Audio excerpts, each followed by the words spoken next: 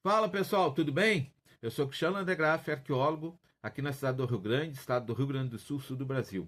E o vídeo de hoje do canal é sobre o 20 de setembro e a origem dos gaúchos, ou a origem dos gaúchos e o 20 de setembro. Estamos na Semana Farroupilha, aqui no Rio Grande do Sul tem várias comemorações, desfiles, e em nome do orgulho de ser gaúcho.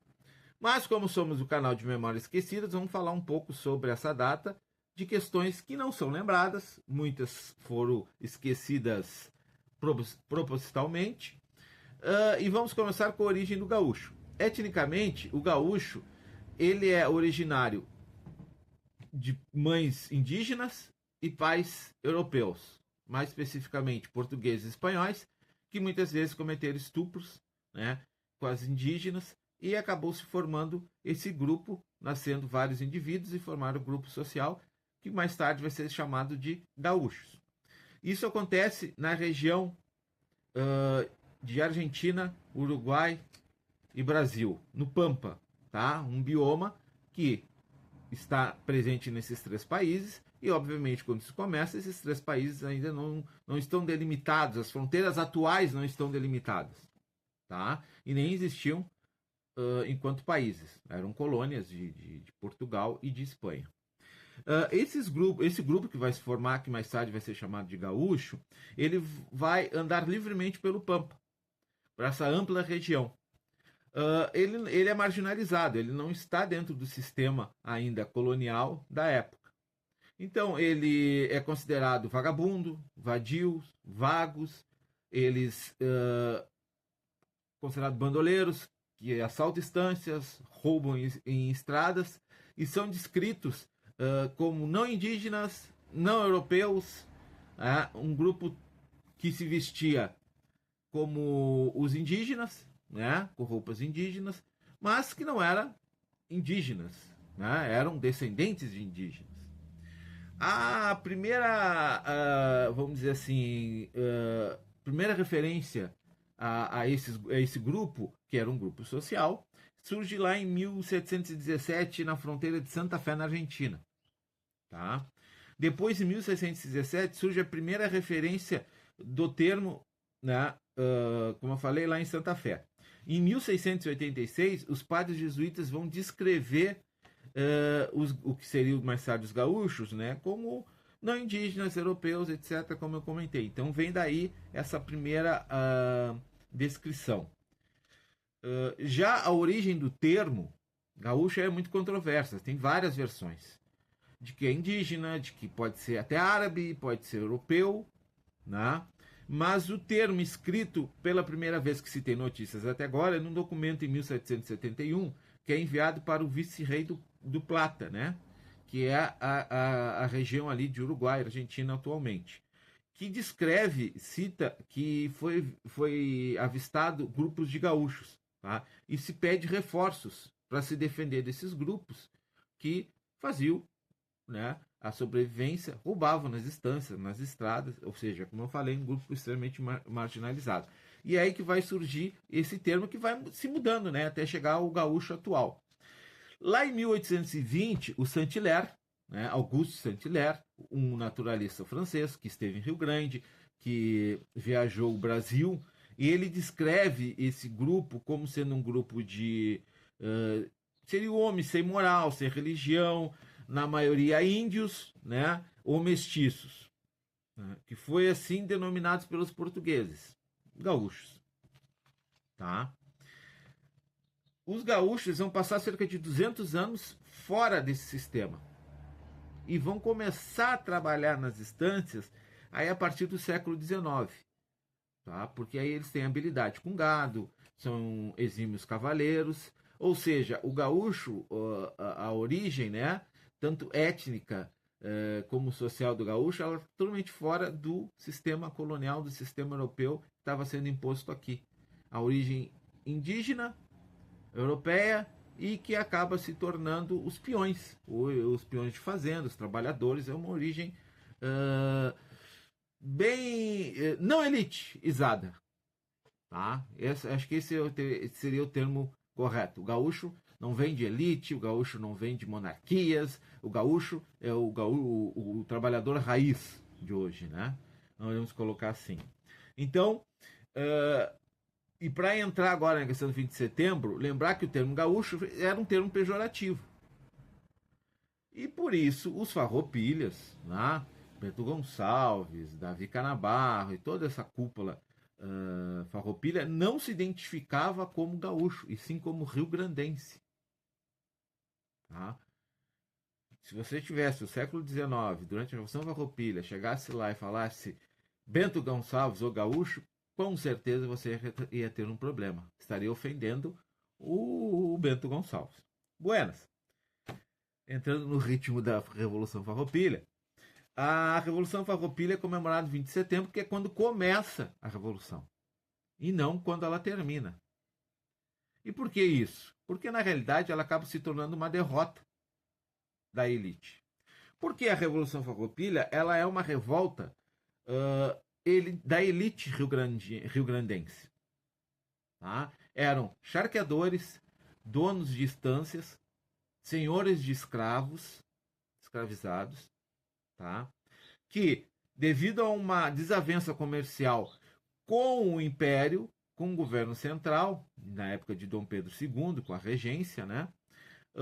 Não estão satisfeitos com as questões das tarifas e o beneficiamento do charque uruguaio, que entra no Rio Grande do Sul, mais barato que o próprio charque brasileiro.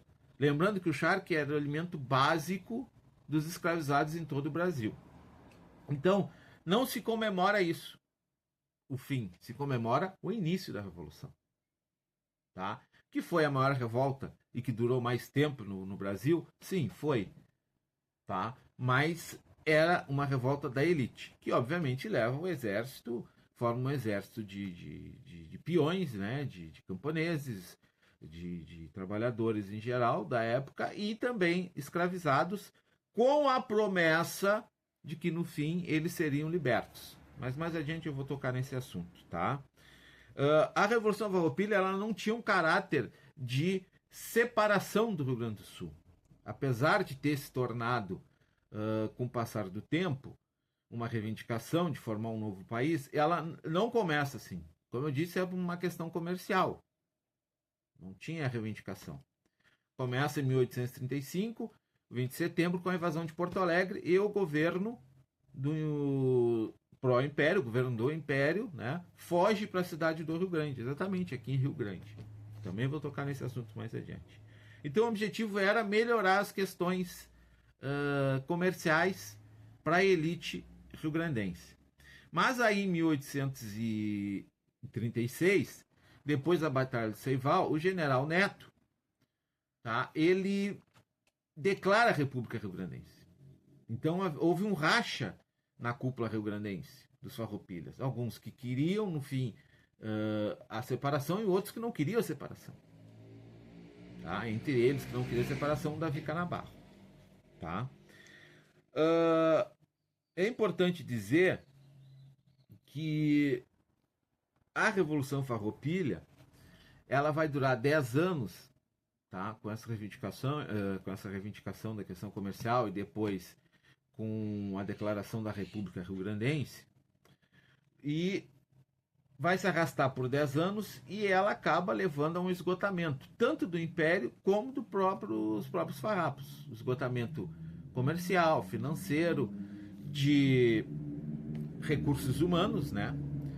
Só que, para fechar essa revolta, para fazer o acordo de paz, e com o envio do Duque de Caxias, tá? Duque de Caxias, que é nome de rua em vários locais do Brasil, é patrono do Exército Brasileiro, mas também é conhecido por ser um grandíssimo carniceiro, né? Cruel. Tem que fechar um acordo com os farrapos. Quem estava à frente dos farrapos nesse período, lá em 1844, é o Davi Canabarro. Só que eles têm um problema. Qual é o grande problema para assinar a paz? É um grupo de soldados, considerado uma elite do exército farroupilha, que são os lanceiros negros. Quem são os lanceiros negros? Lanceiros negros eram formados por soldados negros, escravizados, alguns libertos, que tinham a promessa de liberdade após o término da Revolução. Acontece que essa elite se formou na luta, muito experiente, extremamente temido pelas tropas imperiais, e que formavam cerca de 8 companhias, cerca de 408 soldados lanceiros, tá? Havia outros soldados negros lutando no exército. Estima-se que cerca de 1.000, tá? Mas essa elite, ela tinha um problema para o Império e para os charqueadores. Então vamos lembrar que a cúpula farroupilha, o que ela é? Ela é charqueadora. Ela é uma elite rural que usava os escravizados no seu trabalho. Então eles fecham um acordo, tá? De que tinha que se eliminar essa elite, porque já imaginou para eles, o pensamento deles, nós assinamos a paz, esses negros são libertos, esse grupo de lanceiros negros vão organizar os demais escravizados e obviamente vão atrás de liberdade. Isso era um problema. Então é formado um acordo entre o Duque de Caxias e Davi Canabarro, que não é reconhecido oficialmente, obviamente, é uma grande traição, né, dos farroupilhas, para eliminar essa elite. E como é que faz para eliminar essa elite militar? Eles vão para a região conhecida como Poroncos. Davi Canabarro determina o desarmamento dos lanceiros. Eles são colocados separados do acampamento principal dos farroupilhas e, sem aviso nenhum, os imperiais atacam e, obviamente, massacram os lanceiros negros. Dos 400 lanceiros negros que faziam parte, 120 são feitos prisioneiros, que sobrevivem, são levados para o Rio de Janeiro. A princípio são muito maltratados, obviamente. Enviam uma carta para o governo imperial, Dom Pedro II, para tentar resolver a situação deles, mas nada é feito. Então essa foi a grande traição dos farroupilhas, né? Infelizmente tem ruas com o nome de Davi Canabarro e de outros tantos aí, e que mostra a realidade, tá? A realidade do que foi a Revolução Farroupilha, a guerra dos Farrapos.